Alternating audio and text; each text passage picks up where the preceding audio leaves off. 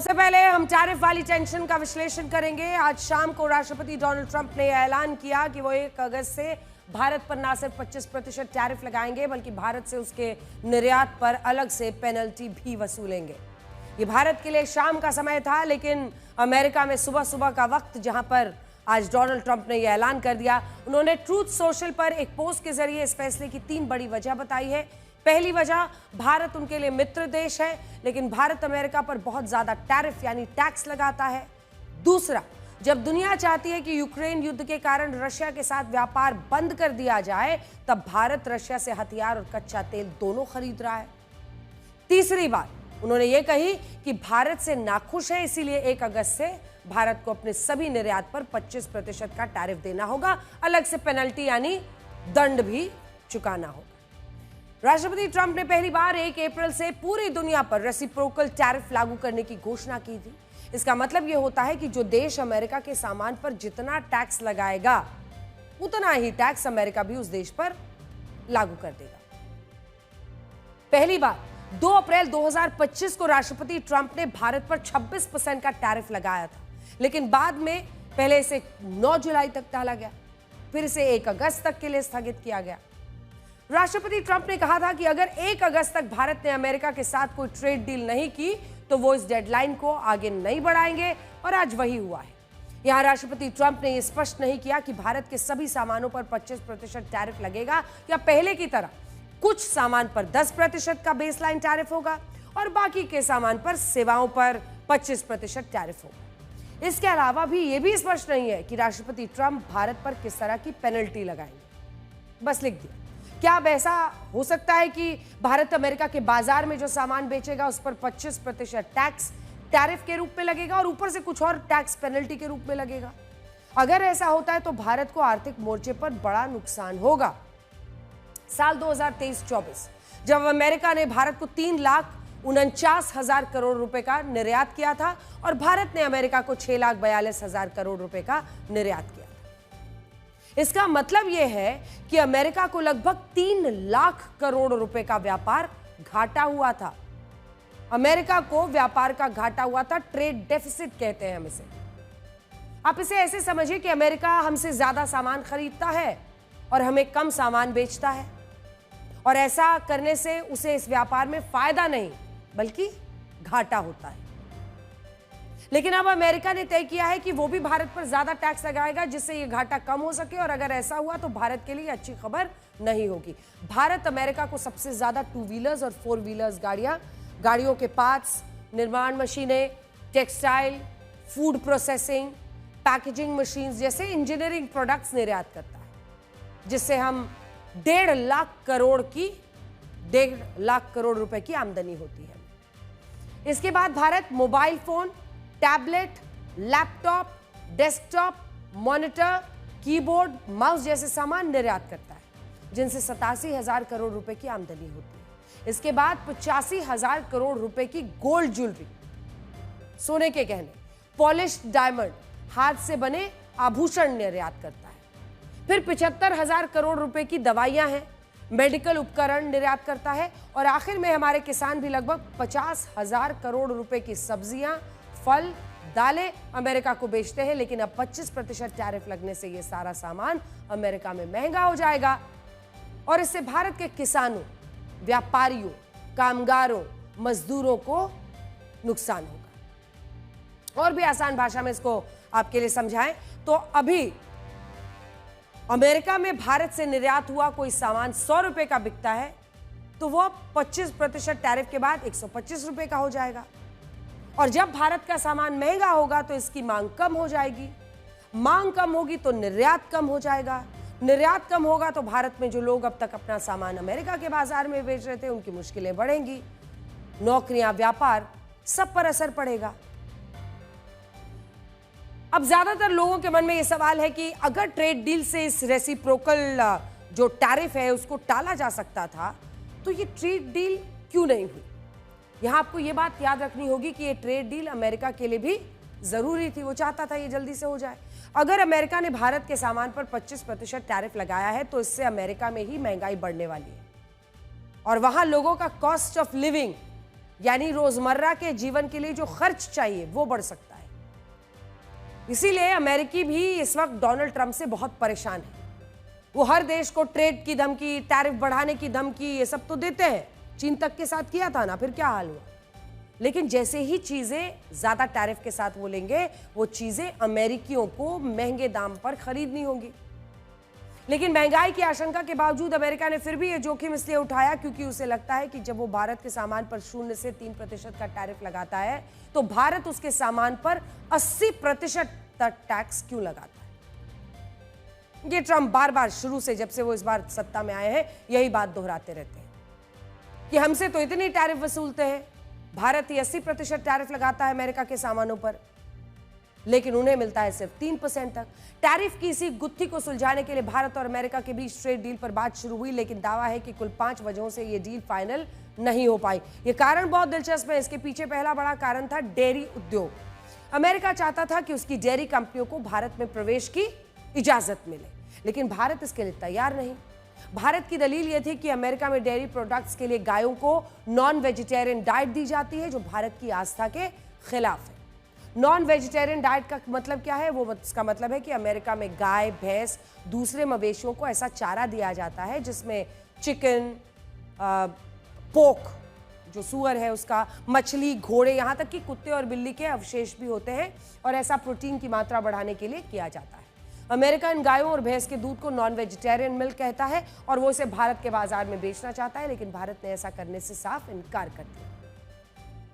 और आप सब जानते हैं कि भारत में गाय को मां का दर्जा दिया गया है और हम इस नॉन वेजिटेरियन दूध को देश में कई लोग स्वीकार नहीं कर पाएंगे। दूसरी वजह है अपने घरेलू किसानों की जीविका बचाना। अमेरिका चाहता था कि उसके सेब, ड्राई फ्रूट्स, आमंड्स, वॉलनट्स पर भारत अब कम टैरिफ लगाए, लेकिन भारत ने इससे इनकार कर दिया। भारत की दलील यह थी कि अगर उसने ऐसा किया तो भारत के घरेलू किसानों को नुकसान होगा और ये किसान अपना सामान कम बेच पाएंगे।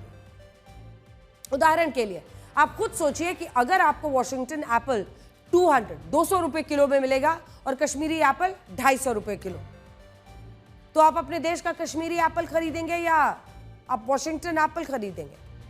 डील ना होने की तीसरी वजह है डेटा लोकलाइजेशन।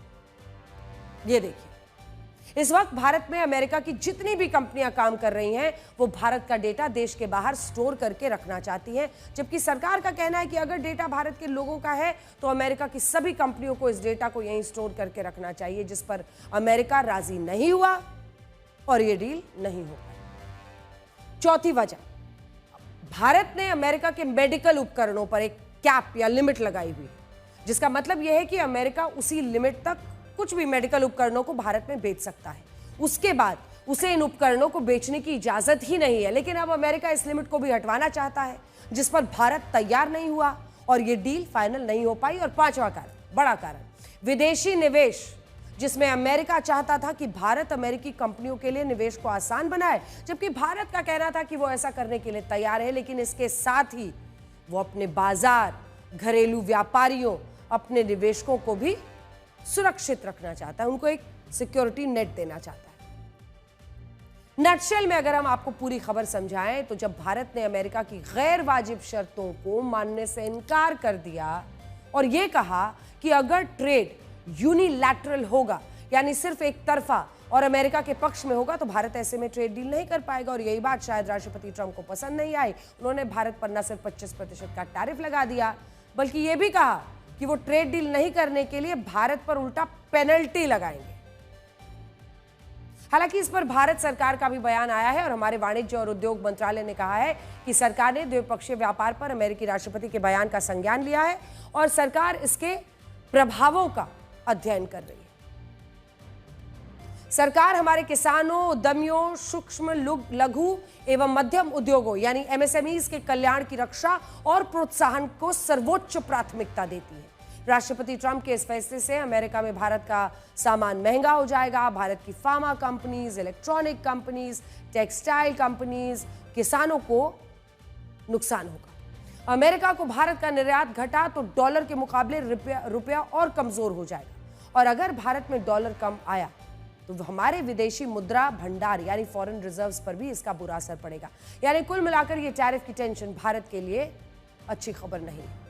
हालांकि जो लोग इस फैसले का कनेक्शन लोकसभा में प्रधानमंत्री मोदी के कल के भाषण से जोड़ रहे हैं, वो भी बहुत बड़ी गलती कर रहे हैं। जब लोकसभा में ऑपरेशन सिंदूर पर बहस के लिए तारीख भी तय नहीं हुई थी, उससे पहले यह फैसला हो चुका था कि अगर भारत और अमेरिका के बीच ट्रेड डील नहीं हुई तो राष्ट्रपति ट्रंप भारत पर रेसिप्रोकल टैरिफ लागू कर देंगे। इसके अलावा ऑपरेशन सिंदूर के बाद 18 जून को जब G7 समिट से लौटते हुए प्रधानमंत्री मोदी और राष्ट्रपति ट्रंप की फोन पर बात हुई, तब भी प्रधानमंत्री मोदी ने राष्ट्रपति ट्रंप से यह कहा था कि भारत पाकिस्तान के सीज फायर में किसी तीसरे देश की भूमिका नहीं थी, और यह जानकारी भारत के विदेश सचिव विक्रम मिस्री ने खुद भी दी। अगर नाराजगी की वजह यह होती तो इस हिसाब से राष्ट्रपति ट्रंप को 1.5 महीने पहले ही भारत पर टैरिफ लगा देना चाहिए था, लेकिन तब उन्होंने ऐसा नहीं किया। और इसीलिए नहीं किया क्योंकि इस मुद्दे का टैरिफ से कोई भी लेना देना है ही नहीं। टैरिफ और मध्यस्थता का मुद्दा अलग अलग है, और यह बात हम इसलिए भी कह रहे हैं क्योंकि भारत अमेरिका के सामान पर जो टैरिफ लगाता है उस पर राष्ट्रपति ट्रंप को बहुत पहले से ऐतराज रहा है। वो सत्ता में आने के बाद से ही इस मुद्दे को हर देश के साथ उठा रहे हैं जहां पर भी उनको ट्रेड डेफिसिट दिख रहा है। आज से 6 साल पहले जब डोनाल्ड ट्रंप अपने पहले कार्यकाल में अमेरिका के राष्ट्रपति थे, तब उन्होंने भारत का GSP रद्द कर दिया था। इसे जनरलाइज सिस्टम ऑफ प्रेफरेंसेस भी कहते हैं, जिसके तहत अमेरिका ने भारत को यह सुविधा दी थी कि वो अपना ज्यादातर सामान बिना इंपोर्ट ड्यूटी और टैरिफ के अमेरिका में बेच सकता था, ताकि उसका आर्थिक विकास तेजी से हो। ये एक तरह का VIP पास था, जिसमें हमें अमेरिका के बाजार में पहुंच बनाने में मदद मिली। लेकिन राष्ट्रपति ट्रंप ने 2019 में सुविधा को समाप्त कर दिया था, और सोचिए तब तो मध्यस्थता की बात दूर दूर तक नहीं थी। आप खुद सुनिए कि जून में विदेश सचिव विक्रम मिस्री ने राष्ट्रपति ट्रंप के दावों पर क्या कहा था, और कल भी प्रधानमंत्री मोदी ने वही बात लोकसभा में दोहराई। प्रधानमंत्री मोदी और राष्ट्रपति ट्रंप की मुलाकात G7 समिट की साइडलाइंस पर होनी तय थी। राष्ट्रपति ट्रंप को जल्दी वापस अमेरिका लौटना पड़ा, जिसके कारण ये मुलाकात नहीं हो पाई। इसके बाद राष्ट्रपति ट्रंप के आग्रह पर आज दोनों लीडर्स की फोन पर बात हुई। बातचीत लगभग 35 मिनट चली। 22 अप्रैल को पहलगाम आतंकी हमले के बाद राष्ट्रपति ट्रंप ने फोन पर प्रधानमंत्री मोदी को शोक संवेदना प्रकट की थी और आतंक के खिलाफ समर्थन व्यक्त किया था। उसके बाद दोनों लीडर्स की ये पहली बातचीत थी। इसलिए प्रधानमंत्री मोदी ने राष्ट्रपति ट्रंप से ऑपरेशन सिंदूर के बारे में विस्तार से बात की। भारत के मुंहतोड़ जवाब के कारण पाकिस्तान को भारत से सैन्य कार्रवाई रोकने का आग्रह करना पड़ा। प्रधानमंत्री मोदी ने राष्ट्रपति ट्रंप को स्पष्ट रूप से कहा कि इस पूरे घटनाक्रम के दौरान कभी भी किसी भी स्तर पर भारत अमेरिका ट्रेड डील या अमेरिका द्वारा भारत और पाकिस्तान के बीच मध्यस्थता जैसे विषयों पर बात नहीं हुई थी। सैन्य कार्रवाई रोकने की बात सीधे भारत और पाकिस्तान के बीच दोनों सेनाओं की एग्जिस्टिंग चैनल्स के माध्यम से हुई थी और पाकिस्तान के ही आग्रह पर हुई थी। प्रधानमंत्री मोदी ने जोर देकर कहा कि भारत ने न तो कभी मध्यस्थता स्वीकार की थी, न करता है और न ही कभी करेगा। इस विषय पर भारत में पूर्ण रूप से राजनीतिक एकमत है। दुनिया में किसी भी देश ने भारत को अपनी सुरक्षा में कार्रवाई करने से रोका नहीं है।